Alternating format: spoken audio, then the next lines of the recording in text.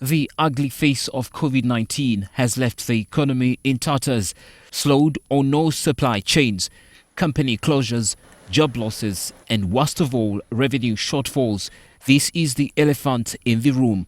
Obviously, my understanding of recession, that's what we are heading for, or that's what we are in.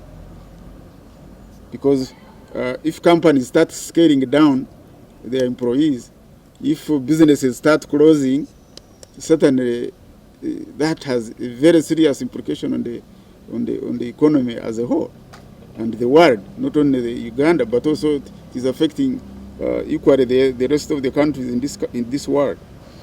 And in terms of relief, I'm sure government at the different levels they are discussing certain proposals. Even without an official position on any recovery scheme, government is not sitting on its laurels. We have also resolved in this board meeting to increase the share capital of UDB from 500 billion to 2 trillion. So this is a good news for our manufacturers, our people in the agro-processing, in agro-business. They'll be able to get available money. Shining a torch into what government will have to deal with is a business impact survey by the United Nations Capital Development Fund, which indicates 62% entities have shed jobs. Ugandan companies are fragile, have relatively low cash flow. 15% can't sustain more than 3 months of a lockdown. Some industries expect an increase of 30% in the cost of inputs. Even then, manufacturers, seen as the pulse of the country's industrialization agenda, say such policy actions must go a long way to address the core obstacles that are ravaging businesses. But even beyond that, we've said in our discussions with government, we've talked about the fact that a lot of businesses are surviving on loans. If you do not address the fact that they are now unable to pay their loans, there's going to be a lot of defaulting, and there's going to be a lot of foreclosures, which we do not want to happen, because each foreclosure, if for example in the manufacturing sector, is about 20, 30, 40 jobs that are down the drain. And so our hope is that whatever stimulus package is being brought forward has a component of addressing the issue of the loans that are outstanding. Efforts to channel additional investments into Uganda Development Bank in the financial year 2020-2021 of 1 trillion shillings could be timely. We disbursed 186 billion in 2019 alone. These are new disbursements to businesses in the private sector.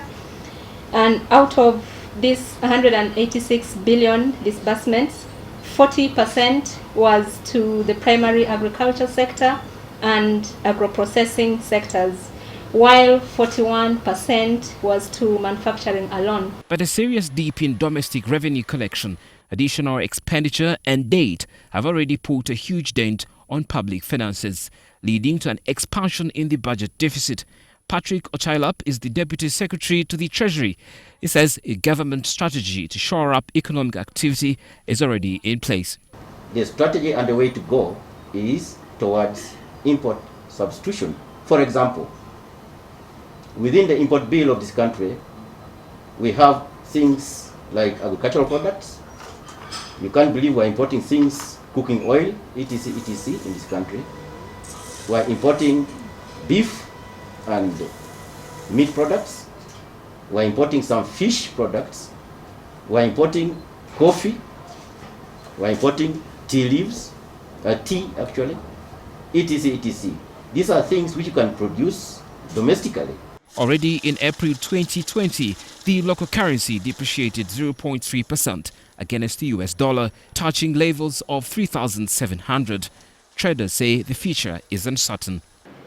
This emergency economic response comes on the fore.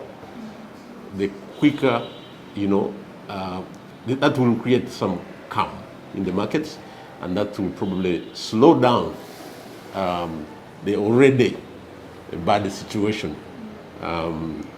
that we anticipate. And again, when you look at the businesses are starting to shake. When all is said and done, we expect, in my view, I expect more casualties. We'll see more bankrupt businesses than the people this virus is going to kill. That's a fact. Now, the COVID-19 outbreak is seen worsening Uganda's position domestically, but also with the rest of the world. Already, inflows from foreign direct investments, remittances, things like tourism, and even exports have declined sharply. To government, a quick response, as in a relief and recovery scheme, is needed now. And now, not tomorrow. Perhaps the language Ugandans need to hear from the presidential State of the Nation address shortly. Malcolm Sime, NTV.